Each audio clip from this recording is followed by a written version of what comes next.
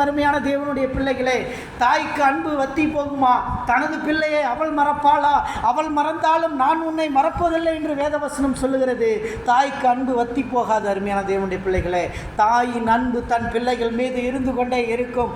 தாய் மகன் உறவு, தாய் மகள் உறவு என்பது தாய் தன்னுடைய பிள்ளையை எப்போதும் கண்ணும் கருத்துமாய் பார்த்து கொள்ளுகிறார் என்பதை நினைத்து கொள்ளுங்கள். அல்லேலூயா, அல்லேலூயா. அது ஒரு தாய் எப்போதும் நினைத்து கொண்டே இருப்பாள். தன்னுடைய மகன் என்ன செய்கிறான், தன்னுடைய மகன் இந்த நேரத்தில் என்ன செய்வான், இந்த நேரத்தில் சாப்பிட்டானா, இந்த நேரத்தில் ஜெபம் செய்தானா, இந்த நேரத்தில் பைபிள் வாசித்தானா என்று ஒவ்வொரு நாளும் கேட்கக்கூடிய ஒரு கரிசனை உள்ள ஒரு தாய் நமக்கு கிடைத்தால் நாம் கர்த்தரை ஸ்தோத்தரிப்போம். அல்லேலூயா, அல்லேலூயா. அப்படியாக நாம் பார்க்கிறோம். தாயின் உறவு மிகவும் ஒரு பிரதானமான உறவாய் இருக்கிறது. நாம் அதை நேசிக்க வேண்டும் என்பதை வேதவசனம் நமக்கு போதித்து கொண்டிருக்கிறது. தாயினுடைய கருத்தை தன்னுடைய பிள்ளைகளுக்கு அவள் கருத்தாய் போதிக்கிறாள்.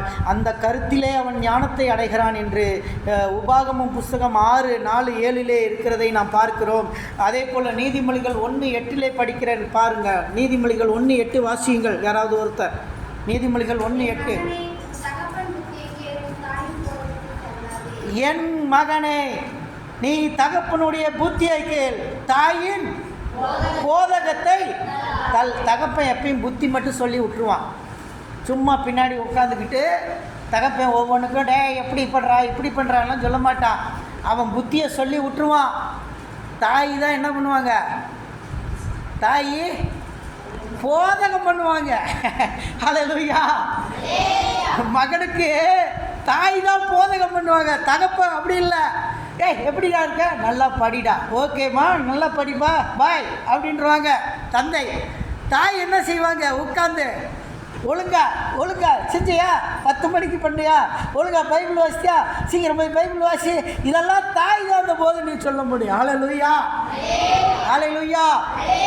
தாயின் போதகத்தை தள்ளாதே என்று சொல்கிறதை பார்க்கிறோம். தள்ளாதே, தாயின் போதகத்தை தள்ளாதே. போதகம், தாயினுடைய போதகம் உலகத்தில் மிக மிக முக்கியமானதாக இருக்கிறது. அருமையான தேவனுடைய பிள்ளைகளே, அதை தள்ளாதே. தகப்பனின் புத்திமதிகளை கேள் என்று வேதவசனம் சொல்கிறதை பார்க்கிறோம். அருமையான தேவனுடைய பிள்ளைகளே, அப்படியாக தாயினுடைய உறவு என்பது மிக முக்கியமானதாக இருந்தாலும் தந்தையினுடைய உறவும் முக்கியமானதாக இருக்கிறது. வேதத்தில் சொல்லுகிறது. உபாகமத்திலே 11:19 சொல்லுகிறது. உபாகமம் 11:19 வாசிங்க. தந்தையினுடைய உறவை பற்றி என்ன சொல்லுதுன்னு பாருங்கள். 11:19 18 இங்கிலீஷ் பைபிள் 18.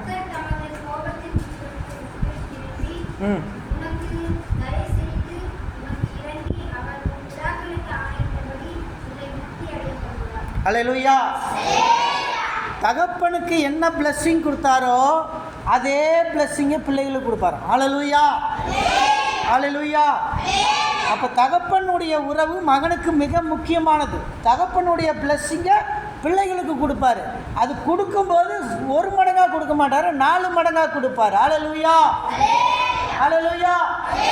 உன் தகப்பனுக்கு கொடுத்த ஆசீர்வாதங்களில் 1 மடங்கான ஆசீர்வாதத்தை உன் பிள்ளைகளுக்கு 4 மடங்காய் கொடுப்பார். அது யோபுவினுடைய சரித்திரத்தில் நம்ம பார்க்கணும். யோபுக்கு முன்னிலைமையை பார்க்கிறோம், பின்னிலைமையில் 4 மடங்கான ஆசீர்வாதத்தை கர்த்தர் கொடுத்தார் என்று நாம் பார்க்கிறோம். அருமையான தேவனுடைய பிள்ளைகளே, பிள்ளைகள் அதே மாதிரி உபாகமம் 4:9 படிங்க. 4:9.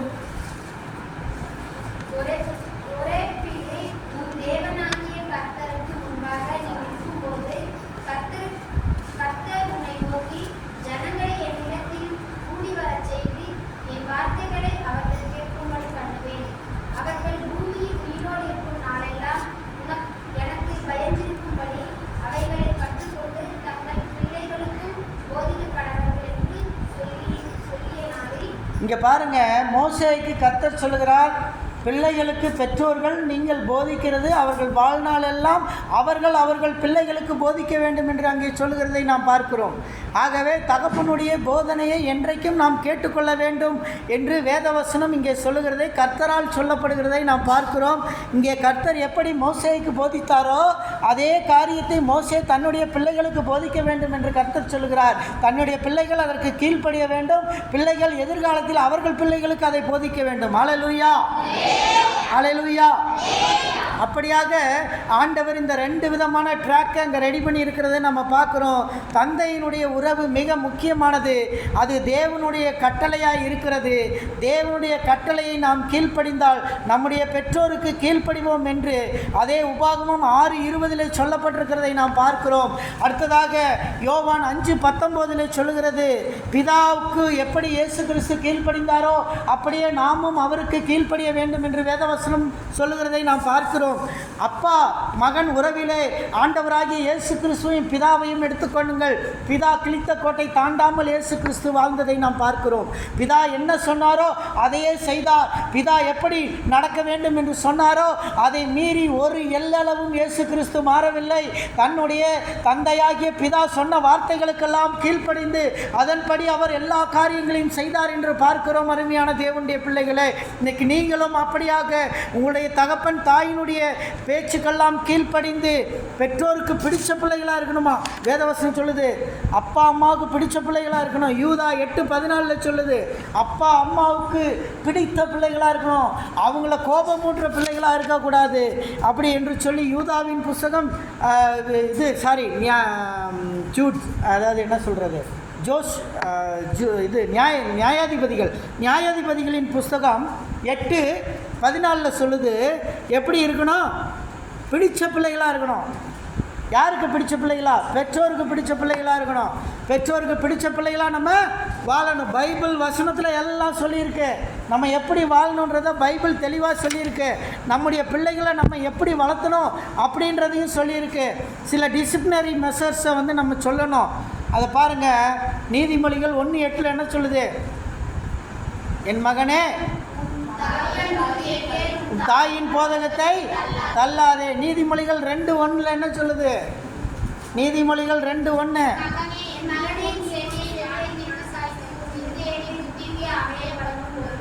உன் செவியை என்ன பண்ண? ஞானத்துக்கு சாட்சி, உன் இருதயத்தை புத்திக்கு அமைய பண்ணும் பொருட்டு.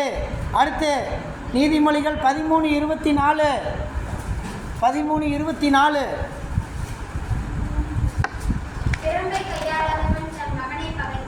பிரம்பை தன் மகனை குச்சி எடுத்து எல்லாரும் அடிக்க சொல்லி பைபிள் சொல்லியிருக்கு. அல்லேலூயா. பைபிள் என்ன சொல்லியிருக்க? குச்சியில் அடிடா சொல்லியிருக்கு. குச்சி எடுத்து அடி. எது சொல்லியிருக்கு?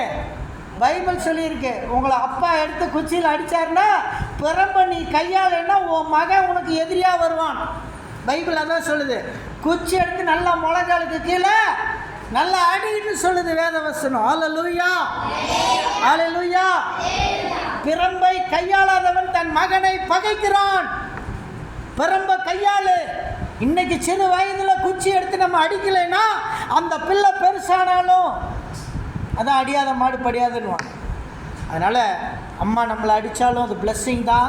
அப்பா நம்மளை அடித்தாலும் அது பிளெஸ்ஸிங் தான். இன்னைக்கு குழந்தைங்களுக்கு ஐயோ அடிக்கிறாங்களே அடித்தா பிளெஸ்ஸிங். அல்லேலூயா, அல்லேலூயா. பைபிள் படி அப்பாவும் அம்மாவும் என்ன செய்யணும்? அடிக்கணும்னு தான் பைபிள் சொல்லுது. ஸோ இப்போ அது பிரம்பை கையாளர் தன் மகனை பயக்கிறான். கடைசியாக நம்ம பார்ப்போமா? நீ அது யாத்ராகமம் 20:12 படிங்க. 20:12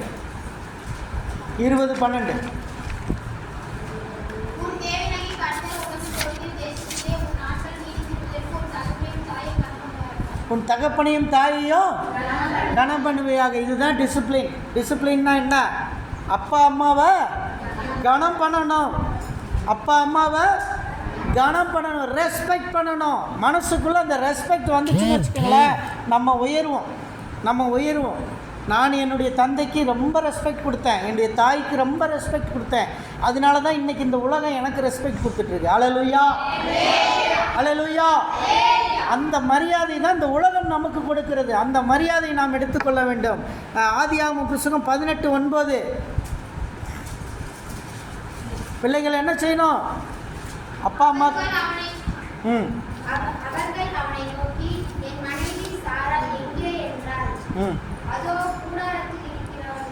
இல்லைம்மா, 18:19 நீதி நியாயங்களை செய்யுங்கள்னு சொல்லிட்டு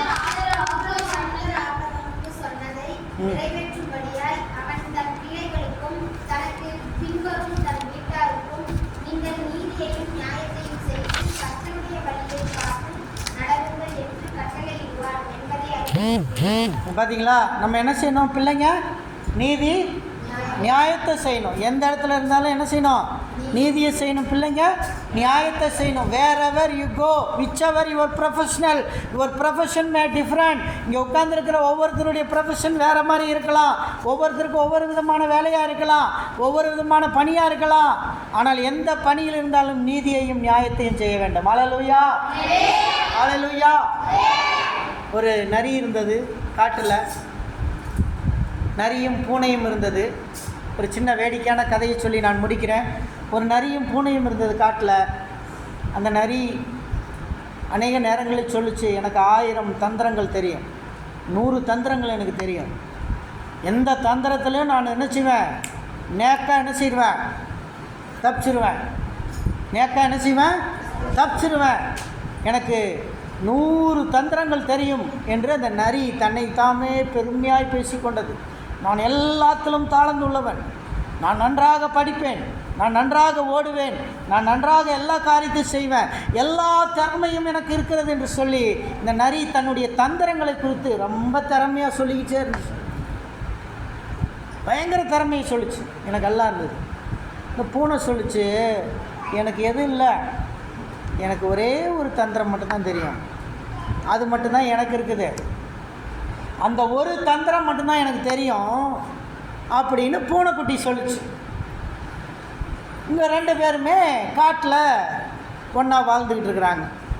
ஒரு நாள் சிங்கம் வந்துடுச்சு காட்டில்.